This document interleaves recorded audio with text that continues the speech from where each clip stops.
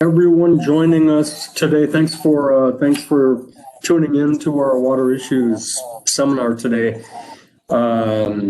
Today we have Tracy Lund and Steve Robertson with us, both from the Minnesota Department of Health, and they're going to talk about efforts to protect surface water sources of drinking water. Something that I thought, anyway, we should really hear about in terms of drinking water protection. This is something that we never really hear about, and it seems quite important in our current age, not only in terms of contaminants, but also microbial contamination as well. Steve and Tracy said these are nascent efforts at source water protection that typically have focused on groundwater sources of drinking water. And so they're going to talk about, as they wrote in their abstract, plowing new ground and promoting overlooked perspectives in protecting sources of drinking water when it comes to surface water. So, Steve, I will let you take it from there. And we are now recording it, right, Brooke? Told you I wouldn't forget. Yes, we are. I've gotten lots of reminders today, so that's helpful. Right. Yeah, that always helps. It's easy to forget that. Steve, take it away. It's good to have you with us. Okay. Thank you, Mark. Can you hear me okay? Absolutely. You're coming through loud on my end. Excellent. Okay. Well, thanks again for the opportunity to talk here today. Tracy and I are pleased to be able to break away from some of the distractions that we're experiencing at the MDH. Just for context, the state is currently experiencing a huge surge in COVID cases, and so the most of the rest of the Department of Health is distracted by that. And so it's a welcome relief to be able to find some sanctuary and talk about water resources issues today. And that's what Tracy and I intend to do. She and I both are hydros in the source water protection program at the health department. While my background is largely on the groundwater side of things, she has background and experience in both. So Tracy's been leading some of our efforts to break new ground in doing source water protection for public water systems that use surface water as a source of supply. So our presentation today is going to be organized. I'm going to provide the introduction and a bit of context, and then Tracy I'll transition the presentation over to Tracy. She'll provide the meat of the presentation, and then I'll provide a little bit of bread at the end in terms of wrap up. So Tracy, if you could advance the slide, please.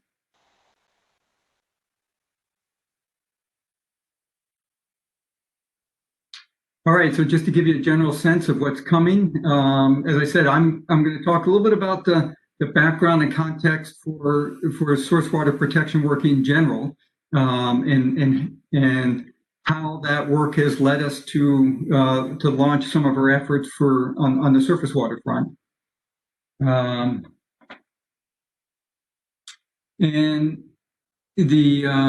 then we're going to talk a little bit about some of the surface water system characteristics and the issues that systems that rely on surface water face. We'll talk a little bit about our planning activities, source water assessments, and the source water intake protection plans. Those are specific programmatic elements that kind of form the foundation of our source water work. And then we'll talk in a number of ways about how this work in our future goals for the program really rely on collaboration in multiple levels. Collaboration with public water systems, with local partners, collaboration with other state agencies, with federal partners. It really is a multifaceted approach, and that brings a whole host of different players into the fold to advance drinking water protection. So next slide, please, Tracy. So just a little bit of background on the work we've been doing for protecting drinking water sources. The program began really back in as a result of a variety of activities and events in the 80s and 90s, and programmatic beginning was 1986 amendments to the Federal Safe Drinking Water Act. And then it took a number of years for the state to get organized. And in the late 90s, we created a rule and really started the program formally in earnest. And after that, I kind of called it the toil and misery and isolation phase. We were working pretty much solely on groundwater and in our own sort of swim lane. I mean, we didn't interact a great deal with, I mean, there certainly were exceptions, and we tried to reach out to interact with others as we could, but that was mostly with local partners. And that continued mainly on the groundwater front until the Legacy Amendment passed in 2008, and then funding became available to expand our program and begin to work with partners. So while the program had an early emphasis on groundwater and always had kind of a science-based objective planning and implementation approach, I'll talk a little bit about how that process began to lead us towards the realization that we really needed to address surface water in addition to groundwater. While the regulatory basis was coming out of a groundwater emphasis, and our work was called wellhead protection to protect groundwater sources of drinking water. That work really, as we did more and learned more, we really realized how many settings groundwater is influenced by surface water. So next slide, please, Tracy. So the more robust the science-based approach we used, the more sophisticated our analysis became. And this included using groundwater flow models to explicitly represent the source aquifer and its connections to the surrounding surface water. Also geochemical characterizations, particularly stable isotope analysis of oxygen and hydrogen, was useful in establishing linkages between groundwater and aquifers and surface water in streams or lakes.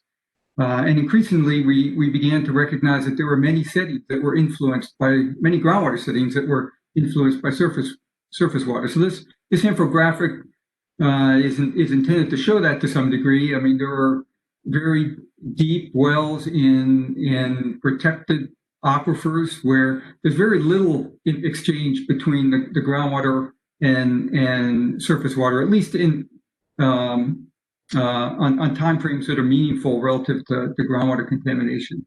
But there's a variety of other settings where particularly in aquifer environments that are vulnerable, where the materials between the ground surface and the aquifer being used for water supply are coarse-grained and transmit water and potentially contaminants very, very readily. So some of these settings we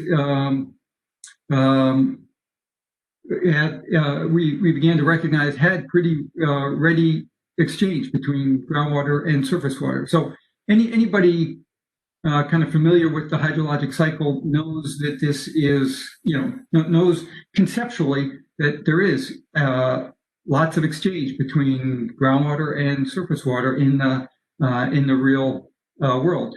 But our work really, we began to not just conceptualize that, but we began to realize that this was happening at a scale and in settings that were meaningful to the work we aimed to do, which was to protect the sources of supply. So increasingly, we began to realize we couldn't just think about groundwater. We really had to begin to think about surface water, and so that informed our thinking kind of from a scientific standpoint. But at the same time, in the era after the Legacy Amendment passed, there was increasing emphasis on coordination and collaboration among state agencies involved in water resources management. And much of the other agencies' efforts are directed to surface water. So there was already a lot of program infrastructure and expertise in place to advance planning and implementation. And as efforts began to spool up to advance one watershed, one plan efforts, and to do that in a comprehensive manner, to include lots of different priorities, there were openings there to really advance the protection of drinking water sources.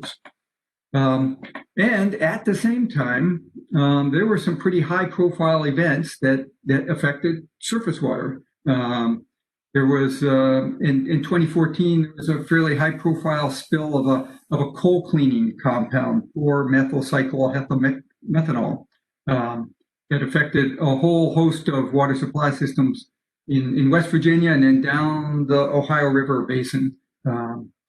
In 2015, there was a very large-scale harmful algal bloom outbreak on Lake Erie that affected Toledo in a big way, but a number of other communities that rely on the lake as well. And of course, beginning in 2014 and extending into 2015, there was the Flint water crisis, which wasn't so much of a problem because of source water, but source water had part of the problem developed there because of a change in what the city was using as a source of supply without adequate consideration of the consequences of the change in water chemistry of the changing source.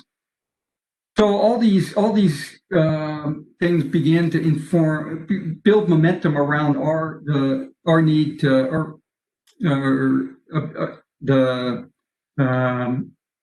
forming our goals to help advance drinking water protection by including explicitly an effort for surface water systems. So the net result was that MDH sought and received funding in 2017 to expand its source water protection efforts to include surface water systems. So next slide, please. So we were, as I said earlier, we were primarily a program that had been dealing with groundwater. So as we began to think about what this might mean, we had to think a little bit about what sort of considerations might we need to consider. How is managing surface water for drinking water protection going to be a little bit different than managing groundwater? And these certainly aren't all the consideration, but these are some of the ones that came to mind. First off, in contrast to groundwater, surface water systems are often flashy and have short residence times, especially for systems that are flowing water bodies. They're generally more sensitive to contamination because there's very little separating surface water from nearby land uses in many cases, especially when the soils in the area are fine-grained and shed water fairly readily. And contributing to that is also a lot of the altered landscapes where in agricultural settings where tile drainage systems may cause water to drain more quickly off of the landscape and exacerbate some of the flashy nature of surface water. But those more sensitive conditions, the short residence times, also mean that things can cycle through. So water quality fluctuations can happen in short-term events.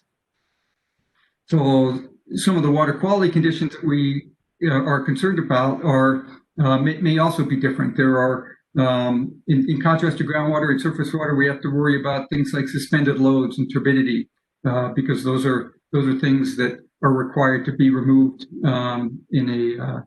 before the water can be used for drinking water. And when we begin to look at surface water resources and the watershed, especially watersheds that serve them, we found that in contrast to groundwater, these watersheds are big and they lead to fairly large areas that need to be managed. So that's a logistical and a managerial consideration that we had to think through and figure out how to manage. And so that those are things that Tracy is going to be talking about here next. So I'll pass it over to Tracy. There you go. Overall, in the state of Minnesota, there are 23 systems, and they're scattered all over the state, that use surface water and are primary intakes of surface water in Minnesota. An additional 17 systems are interconnected with those primary systems, and dependent upon at least part of their total volume for their systems. So, and all told, these combined 40 systems provide water to 25% of all Minnesotans. So this is an important segment to be focusing some of our activities on, certainly. The water body types, the water sources, they vary greatly. So you have everything from Lake Superior for those systems along the North Shore to major rivers. Obviously, Minneapolis, St. Paul, and St. Cloud are using the Mississippi. There are also smaller streams that are used. Thief River Falls is using the Thief and Red Lake rivers below the confluence, for instance, and even some lakes and some surprising areas too. Coming into this particular position, I was surprised to learn that Fairmont, which is surrounded entirely by agriculture, is actually using a surface water lake. So all over the place. Mine pits and lakes too are an important source. Quarries, for instance, Burnsville is getting some of their water from the Kramer Quarry. So there's a lot of, a one-size-fits-all approach is not going to work super well for delineating source areas for these systems. So we were trying to keep that in mind. Also, land use in the surrounding areas and potential contaminant sources, they vary widely as well. So obviously, some of the things that are under consideration for the Twin Cities metro area, for instance, urban, suburban population centers, are going to be different than agriculture, which is different from some mining areas.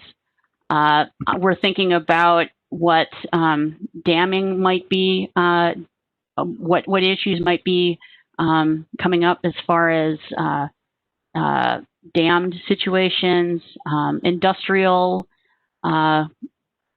activities going on in the watersheds. Obviously, transportation. Anytime you cross a water body, that's another potential contaminant source that could occur if there was an accident. And of course, we here in Minnesota use our lakes and rivers a lot for recreation. So some of those activities might have impacts as well, particularly invasive species. Some of these activities are going to have impacts to drinking water quality in those watersheds. We have, obviously, Steve talked earlier about nationwide issues that have highlighted the issues involved in surface water, drinking water sources. But we have had some issues here in Minnesota. Obviously, we've had some periodic storms along the North Shore, which have caused interruptions for systems up there. High nitrate concentrations in some areas of the Minnesota River Valley. In particular, Fairmont had a Safe Drinking Water Act violation for nitrate in 2016 as a result of some climatic and other issues there. Turbidity and TDS have been acknowledged as issues over time in the Red River Valley. So Moorhead in particular has had some concerns with the main stem of the Red. There's also an issue in Thief River Falls as well with the Thief River having periodic turbidity issues. There are also, in those systems that are using both ground and surface water, there are issues with water volume in some of those aquifers that they're relying on. In particular, Moorhead is an example here. We're also, of course, concerned with emerging contaminants. PFAS is one of them, and their impacts statewide. And we're a growing population, especially here in the Twin Cities metro area, so land use changes are a potential concern for us as far as water quality is concerned in the Mississippi. So all of these issues are things that we need to think about going forward with land use planning and for planning in general for protecting drinking water. So when it comes to source water assessments, kind of a historic approach here, the original SWAs were created for all systems statewide, whether they were groundwater or surface water. Groundwater SWAs have been largely replaced by wellhead protection areas and plans, but the 23 community systems have original source water assessments from 2003 when they were created for everyone. Planning at that time was considered optional and is still considered optional. Officially, we're not governed by a rule. But only 3 public water suppliers actually created plans initially. Those would be the big 3, what we consider the big 3, St. Cloud, Minneapolis, and St. Paul. And as Steve said earlier, Clean Water Legacy funding is now available and making it possible for us to revise those SWAs and create plans for surface water using communities. So we're kind of in the building phase right now. So we're kind of in an uncomfortable kind of teenage phase here where we've got multiple different kinds of delineated areas, all valid right now. So just to show you, let me turn on annotation here if I can. So we've got these systems down here. So Mankato and Fairmont, those are brand new delineations that we have largely finished. Mankato is still in its final draft period here. That I was hoping to be further along with that than I am right now. Unfortunately, COVID really did cripple us. I usually have a planner involved in my activities. At the moment, he is now, he has become COVID. He has been working on COVID since April. So things are going a lot more slowly than we were expecting at this point. So that's where we're at with the new delineations. As I said earlier, the big 3 here, Minneapolis, St. Paul, and St. Cloud, those are considered DWISMAs. They're surface water DWISMAs. So officially, they're basically DWISMA SWs. As a government agency, we've kept up our momentum on creating abbreviations for everything. So we've made more delineations. It'll be more exciting for you. So they do have, these are officially DWISMA SWs for Minneapolis, St. Paul, and St. Cloud. Everything else, though, as you see, is pretty small. These are original source water assessment areas. They have completely different terms. So inner emergency response areas and outer source water management areas. I'm not going to go into that terminology here because we're moving away from that. One of our objectives here was to try to align some of our verbiage for surface water with what people expect now that wellhead has been in progress now for a number of years. People know what emergency response areas are and DWISMAs. So we're trying to align some of the verbiage between the two. That's where we're at right now. Hey, Tracy, we've got a question here of what does DWSMA mean? Drinking water supply management area. So it is in wellhead, that is a delineated area that is readily accessible to folks in the general public.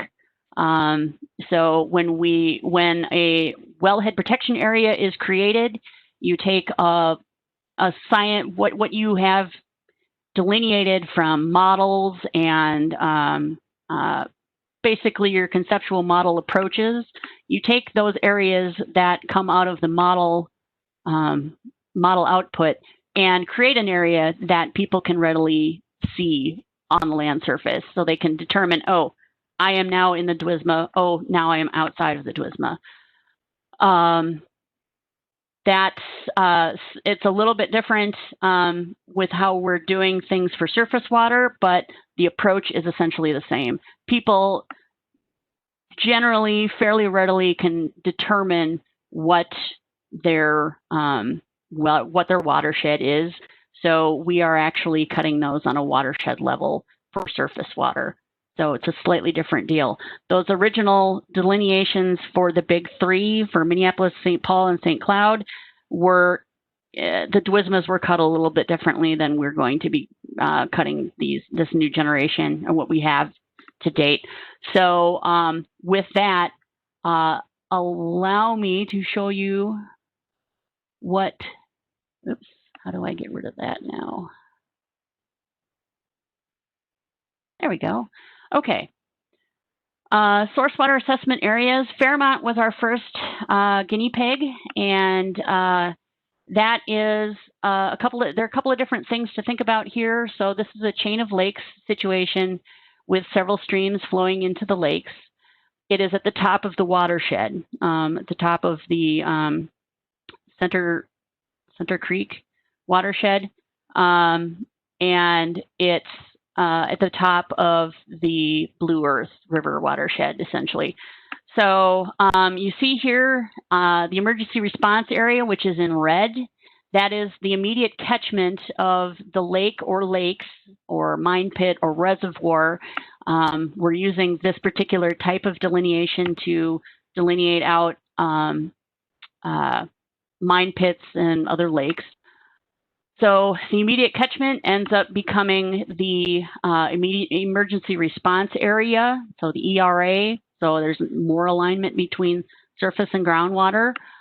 We are also, so that essentially is conceptually very close to the intake. So therefore we have the possibility of issues happening in that ERA affecting the drinking water are higher. So it's important to catalog potential contaminant sources in that area particularly. We kind of conceive that as being an 8-hour time of travel-ish. And in Fairmont's case, it overlaps pretty well with what was the inner emergency response area. So we're not completely ditching the first generation of delineations. We are trying to bring more of a closer to the intake, closer to the bodies of water feeding into that source water. We're trying to take that approach where these areas are large. Do we actually think about a potential contaminant source that's a mile away from a body of water being a true source of potential contamination to the intake? No. That was one of the things that the initial SWA areas, that was one of the things that was a problem for public water suppliers.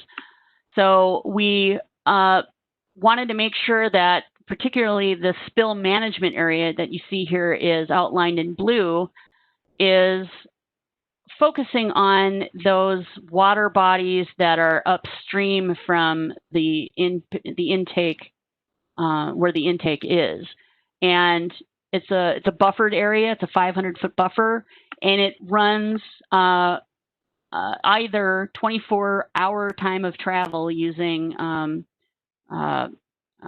kind of a statistical approach if we have gauge data available, or we can use a 25 river mile upstream approach as well.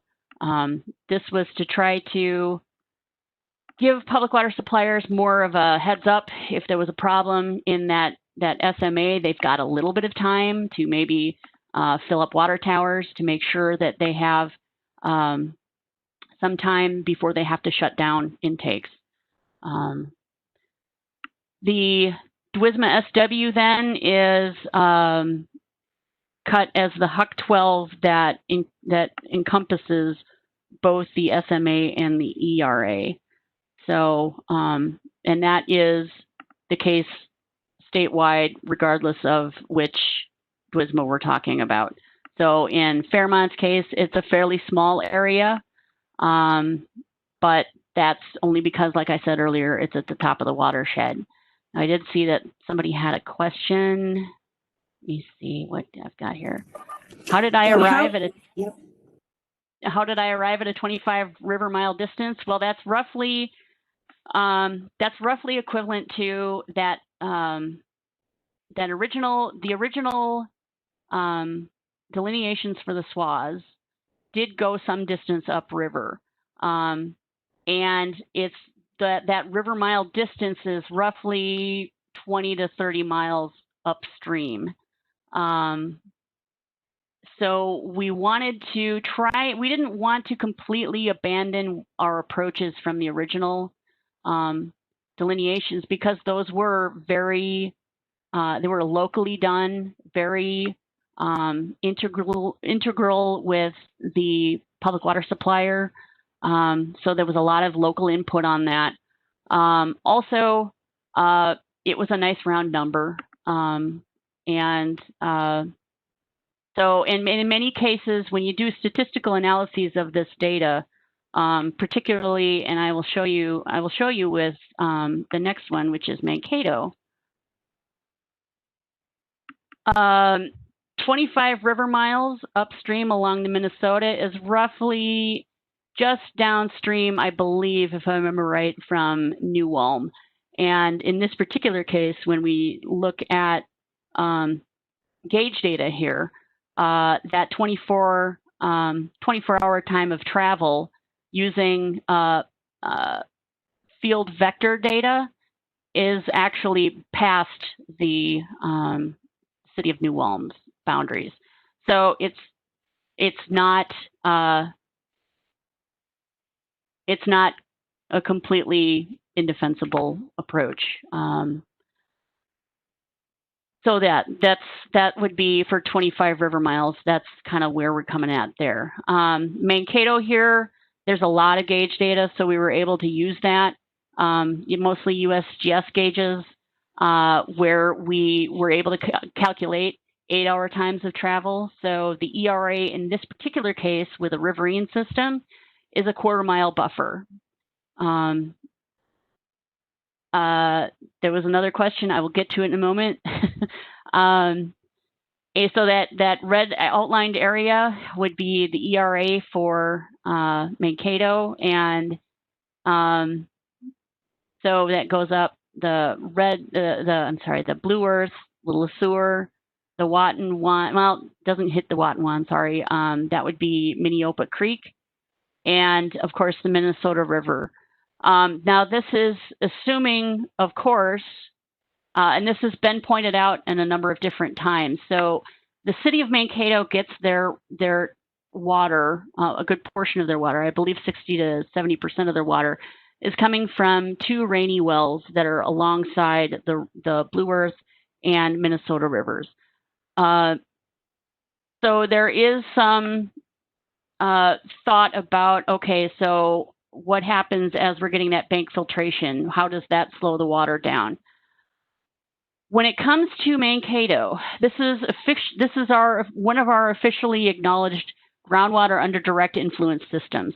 So essentially, this city is governed as a surface water system because there's some bank filtration, yes, but it's essentially there's scientific data to suggest that, I mean, it's a very close connection. So we're treating it as a surface water system for this particular delineation. So we are actually going upstream from those points along both stream systems. That's how we're treating it for right now. I can't guarantee that that's not going to change in the future, but for right now, that's what we've got. So yeah, ERA is 8-hour time of travel. The SMA is a 24-hour time of travel, or 25 river miles in the case of Minneopa Creek, which does not have gauge. And the DWSMA it basically is all of the Huck 12 areas that are surrounding those two areas. The question, how are wastewater treatment facility discharges factored into all of this? So at this point, I'm going to talk a little bit about how we don't actually factor the wastewater discharges here, except as potential contaminant sources, obviously, but we are thinking about wastewater discharges in a slightly different way, and I'll get into that in the collaborative discussion. Let's see. The source water assessments are a report. They're officially owned by MDH. They're not unlike the wellhead protection, where even the delineation is essentially considered to be owned by the system. The SWA is actually owned by MDH. Any eventual plans would be owned and administered by the system, although we do provide oversight and technical assistance for those. Covered in the SWA, of course, is the delineation maps and the discussion of the delineation. We talk about contaminant issues. Anything in the watershed that has posed a problem to the public water supplier in the past, we're talking about that. We're looking at trends in the data because I'm a nerd and I love data. So we're featuring that and using it for future scientific discussion, possibly any future scientific studies that might be necessary. We're cataloging potential contaminant sources in the ERA and the SMA, but we're thinking about just land use primarily in the DWSMA, unless there's something really compelling, some compelling reason to think about potential contaminant source in the DWSMA.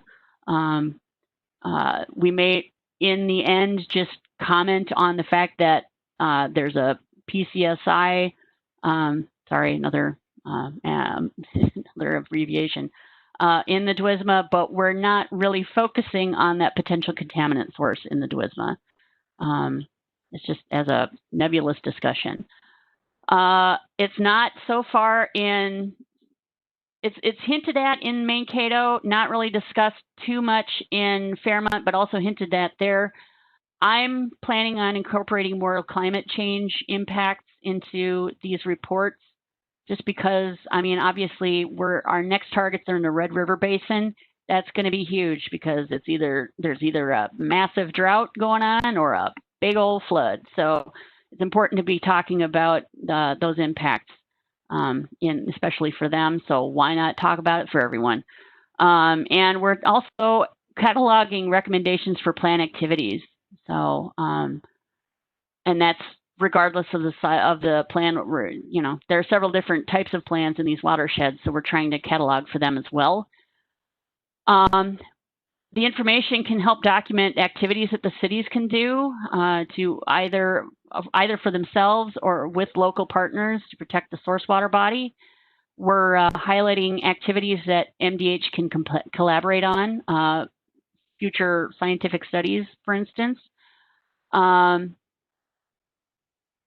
we're also spotlighting water quality and quantity concerns that might be of concern for other state and federal entities. Either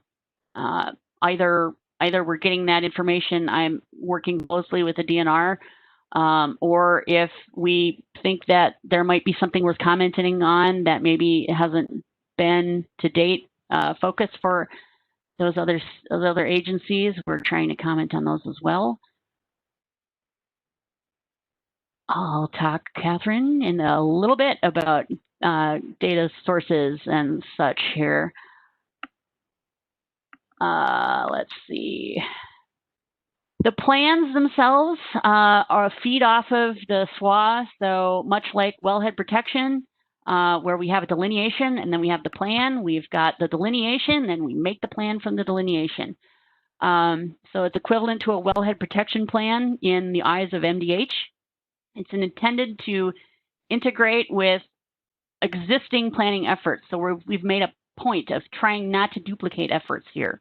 So county water plans, one watershed, one plan, we're trying not to duplicate what's going on there. We are documenting some of what is going on for those plans where it is happening. But we're trying not to duplicate things. So we've got summary action tables. We're documenting partners and activities, timetables, possible funding sources for potential activities that the city wants to do, hopefully with other local partners. Cities with a SWIP are eligible for source water implementation grants, just like with wellhead protection. We don't have a dedicated fund yet for that. That would maybe just cover surface water. At this point, they're all competing against each other. We'll see, if funding ever opens up for that other opportunity, we might do that too. Because we're not existing here in a vacuum, either we at MDH or the city. So we're trying really hard to open up opportunities for collaboration. SWAs contain watershed monitoring data from the PCA, so we're featuring your data. Woo! We're also featuring our compliance data and any data that the public water supplier might have that documents issues that impact what the public water supplier is facing. MDH is actively seeking input from other state and local agencies for each SWA and SWIP. So Mankato is a brilliant example of this. I sent Mankato out for comments, got some really great comments, things that have made me really rethink a lot of stuff. So it's been really instrumental, and I appreciate everything that everyone has been able to get me, including several people from PCA. Public water supplies here are encouraged to set up close ties with local watershed partners because these areas are so big. Fairmont is probably going to be one of the smallest ones. We started really small. Mankato is big. I would expect that the big threes areas are going to be even more large. So, we're really trying to make sure that local watersheds, state agencies, any federal entities that might be brought to bear, for instance, Thief River Falls has Agassiz National Wildlife Refuge upstream. They're going to have to be an important partner for the city if some of the issues in that watershed can be addressed. We're also MDH, kind of ancillary to the SWAs, but still kind of important activity. It's coming up here that it's really important. We're reviewing projects and permits and TMDLs that are upstream from intakes or where the intakes are for drinking water concerns. So we're conscious of the fact that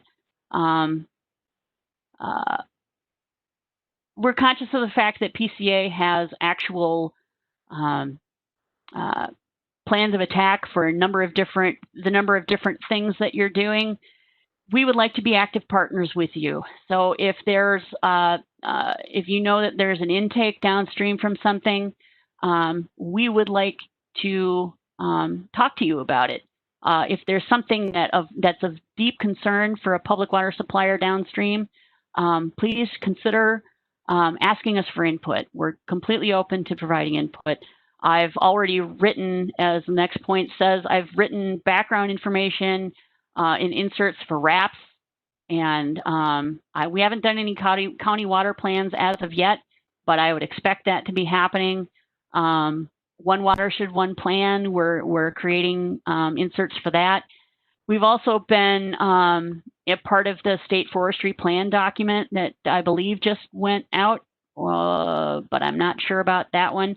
I didn't have a lot of input on that.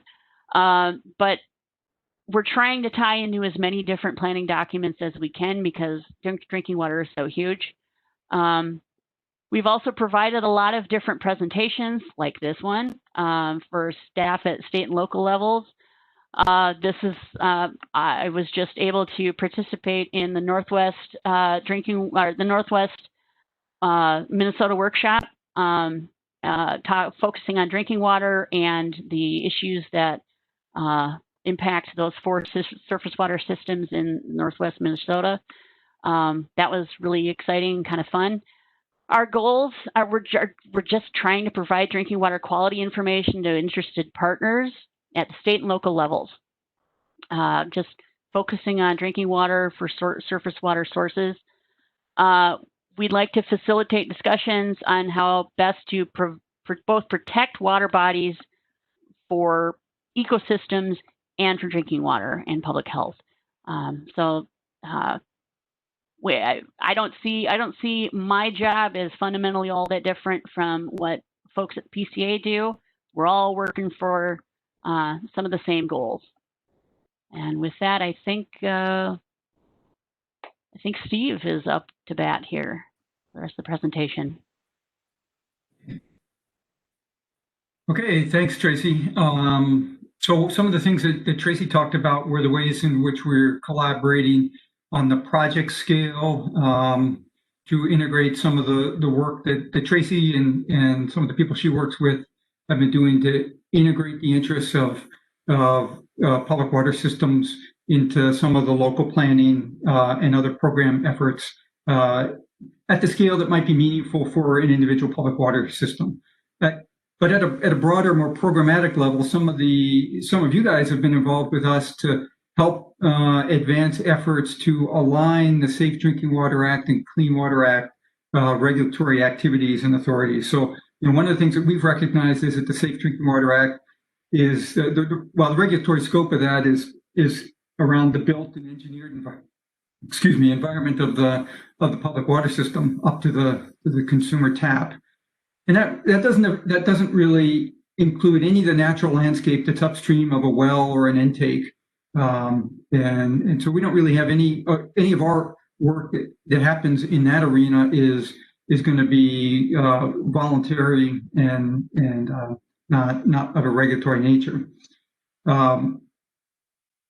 But we also know that the source water quality and quantity affect public water system operations and the necessary managerial capacity and especially financial sustainability of some of the systems.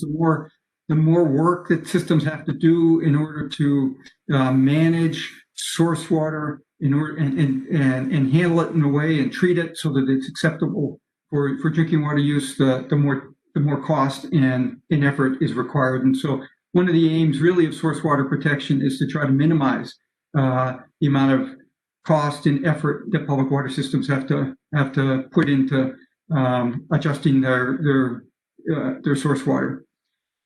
So this allows, this is a natural opening to align with the Clean Water Act, which establishes, as you guys all know, the basic structure for regulating discharges of pollutants into waterways and including establishing water quality standards. And this, the work there really has a focus on pollution sources and discharges and general water body condition to help drive strategies to meet various needs. And relative to drinking water sources, it's really important to designate those uses in a way that recognizes the drinking water source. So use designations really articulate a vision for the water body and help to establish management goals. Of the 7 classes of designated uses in Minnesota, designation of drinking water is the one that's driving most of the Clean Water Act, Safe Drinking Water Act alignment in Minnesota. So next slide, please, Tracy. So some of the discussions we've been having bear around the interactions of some of these what I've kind of summarized into 4 different activities. And condition monitoring is one thing that both of our agencies do in a variety of different ways. You guys do a lot of condition monitoring of water resources, surface water bodies. We look at drinking water. And of course that, the results of that work informs how guidance and standards might get developed and applied. And so the water quality standards and guidance, those are things for, at least for drinking water, they're usually based on human health exposure, but also engineering feasibility, at least for MCLs.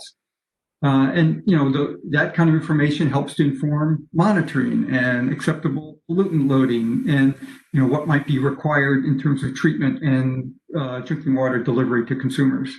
And that brings us to the kind of the regulatory authorities portion, where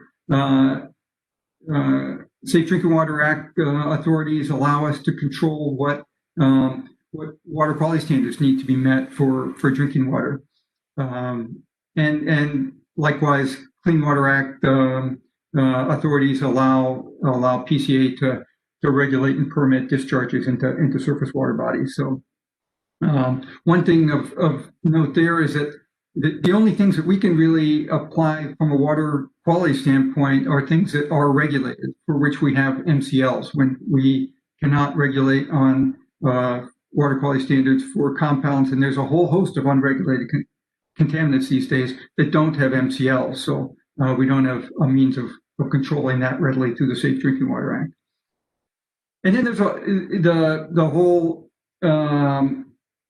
system setting, operational and managerial controls for public water systems are another consideration, because different systems have different settings, are exposed to different land uses. And so for a system, say in the southern part of the state, they might have to be a lot more concerned about pesticides as a result of agricultural runoff than a system in the northern part of the state. So we've been also looking at what those individual characteristics are and how they might inform the vulnerabilities of the system. So next slide, please, Tracy. So just as an example, this slide shows the number of PFAS detections in coupled source and entry point sampling locations for a variety of different public water, surface water-based public water systems around the state. So PFAS are a group of, most of you are likely aware of what PFAS chemicals are. For us, they fall into the class of unregulated contaminants. There are not maximum contaminant levels set for them. So we, under the authorities of the Safe Drinking Water Act, we are unable to regulate them. But that doesn't mean that people aren't concerned and don't want to do something to try to mitigate the impacts of PFAS. But as you can see from this slide, the blue bars and the green bars show the concentration or the number of contaminants of PFAS compounds detected in coupled source and entry point samples. So what this means is that in many cases, the PFAS that are present in the source water are not being removed by surface water treatment that systems are required to have in place. And that's really no surprise. The treatment that systems need to have in place are really designed for other purposes. It's designed for removing pathogens, microbes, other things that might be in surface water, but not for some of these exotic contaminants. So it then stands to reason that if there's an ability to bring bring to bear some of the resources of the Clean Water Act to maybe look at loading to control how PFAS might be getting into the environment, but there might be a way to coordinate between Safe Drinking Water Act and Clean Water Act at a programmatic level to try to address some of these concerns. Next slide, please, Tracy. So just to sum up here, we're running out of time. For us, there's a whole host of benefits associated with collaboration. First off, it increases recognition for protecting drinking water sources. It offers a cost-effective approach, by involving a variety of other partners rather than going it alone. It aligns diverse efforts for mutual benefit. So we can build coalitions that bring bring to bear a whole set of different interest groups to accomplish a variety of different things.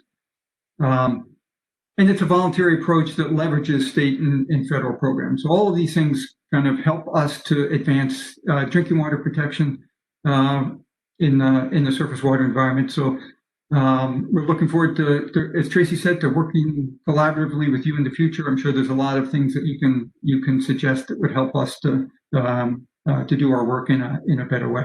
So I think I'll stop now and see what Mark and Brooke want to do with regard to questions, and we'll just stay tuned. That's great. Thanks, Steve. Thanks, Tracy. I do have a question to start us off, and then we can open it up real briefly to our participants. I'm dying to understand what you mean by 500 foot buffer.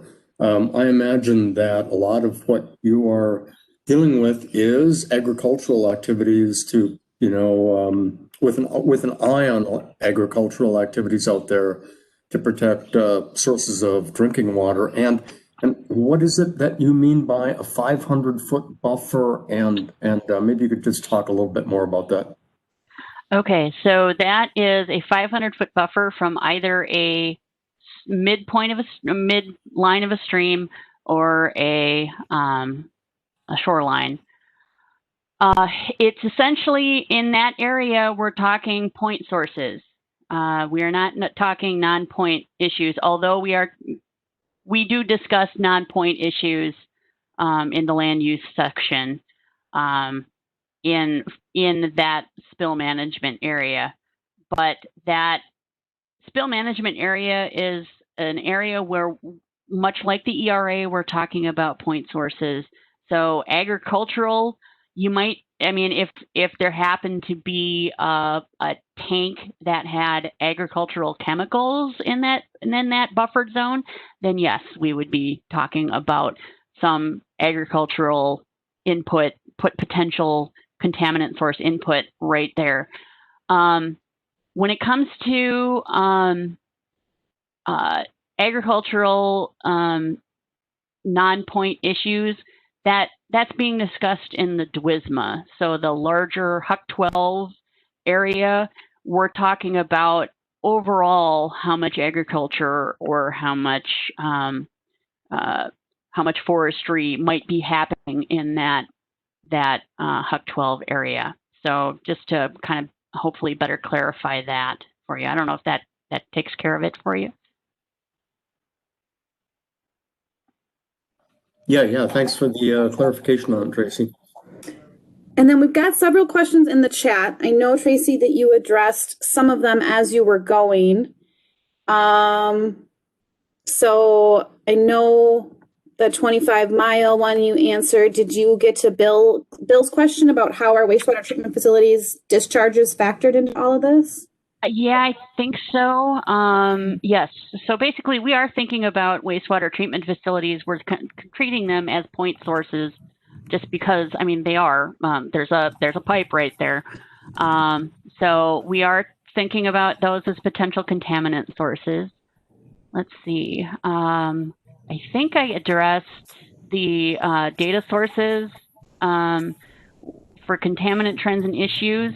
As long as it's being monitored for and recorded by PCA or Ag, we are talking about them in the SWA, particularly pesticides, especially if there's not like chlorpyrifos is an example that we've discussed in a SWA.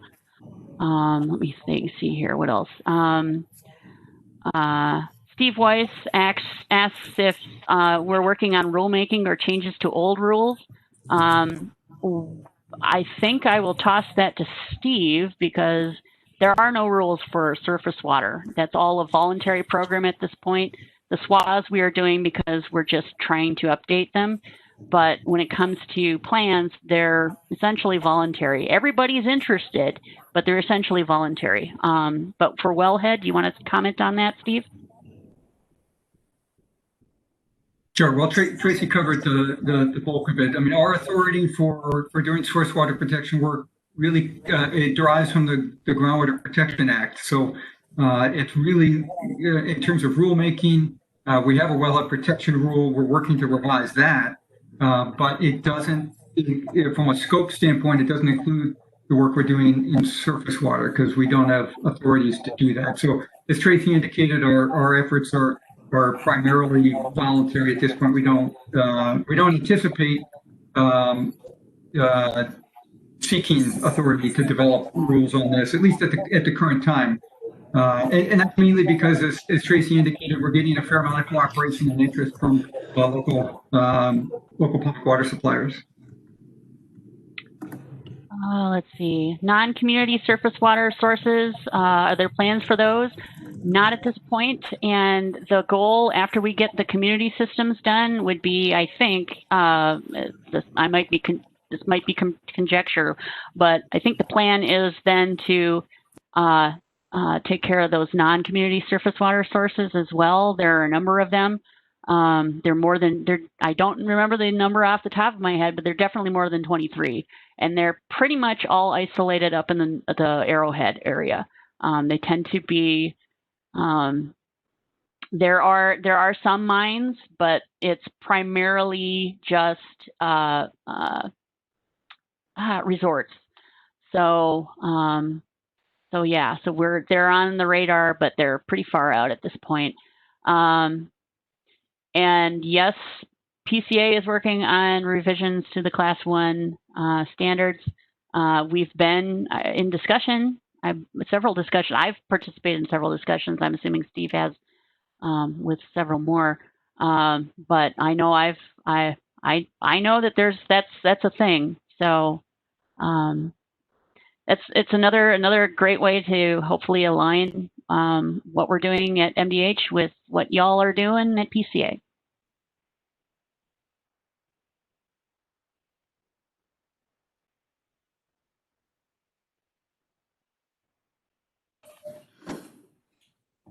We have any more questions out there for our speakers? We are actually after 10, so if there are any more questions, we can carry on. Otherwise, we can thank Tracy and Steve for their talk today. Anything else out there? No, I think we are good. So we'll just remind folks, Mark, when is our next water issues talk? I think we don't have one in 2 weeks because it goes over a holiday. That's right. We have our next one. That's a great introduction. Thanks, Brooke. Our next one is December 10th, and that's going to be Tim LaPara from the University of Minnesota. He's going to be telling us about his research looking at COVID in water supplies. So that should be a very interesting talk as well. And another call out that if you know of any interesting water related topics that you think would be of interest to this group, please let myself or Mark or Liz know, and so that we can reach out to them and invite them to come to some of our talks coming up in 2021. So we're looking to help fill out that 2021 speaking calendar. So please share whatever ideas you have with us and any contact information. We appreciate it. Yep. Thanks everyone for joining today, and we'll catch you on December 10th, hopefully.